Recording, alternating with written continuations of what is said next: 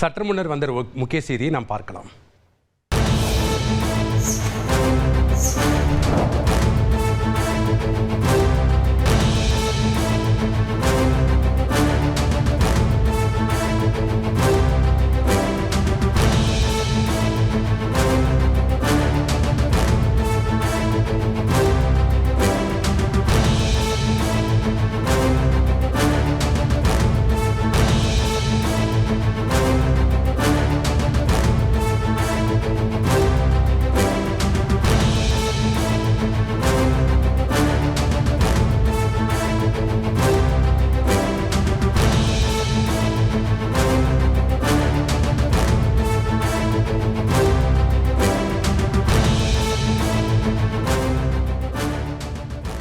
சென்னை மாநகராட்சி அதிரடியான ஒரு உத்தரவை பிறப்பித்திருக்கிறது.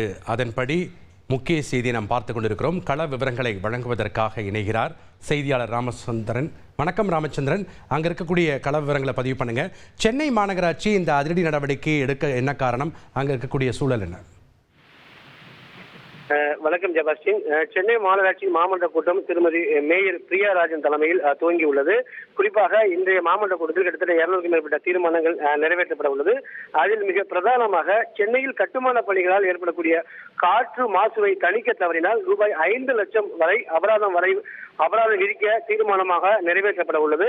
குறிப்பாக அதற்கான வழிகாட்டுதலை பொறுத்தவரை 20,000 சதுர மீட்டருக்கு அதிகமான பரப்பளவு உள்ள தளங்களில் அதிக முக்கியத்துவம் வாய்ந்த வழிகாட்டுதல் விதி மீறலுக்கு 5 லட்சம் ரூபாயும், 500 சதுர மீட்டருக்கு மேல் 20,000 சதுர மீட்டர் பரப்பளவில் அமைந்திருக்கக்கூடிய தளங்களில் அதிக முக்கியத்துவம் வாய்ந்த வழிகாட்டுதலுக்கு 25,000 ரூபாயும் அபராதம் விதிக்கப்படும் என்றும், மேலும் 300 சதுர மீட்டர் முதல் 500 சதுர மீட்டர் பரப்பளவில் அமைந்திருக்கக்கூடிய தளங்களில் 10,000 ரூபாய் அபராதம் விதிக்கப்படும் என்றும் தீர்மானமாக நிறைவேற்றப்பட உள்ளது.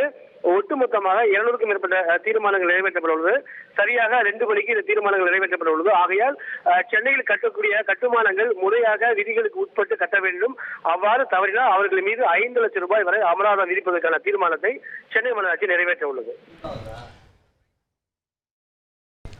வழிகாட்டு நெறிமுறைகளை முறையாக பின்பற்றாத கட்டட உரிமையாளர்களுக்கு 5 லட்சம் ரூபாய் வரை அபராதம் விதிக்கப்படும் என்று சென்னை மாநகராட்சி அறிவிப்பை வெளியிட்டிருக்கிறது. விவரங்களை செய்தியாளர் ராமச்சந்திரன் வழங்க நாம் கேட்டோம். நன்றி ராமச்சந்திரன், உங்களுடைய தகவலுக்கு. செய்திகளை உடனுக்குடன் தெரிந்து கொள்ள உடனே சப்ஸ்கிரைப் பண்ணுங்க.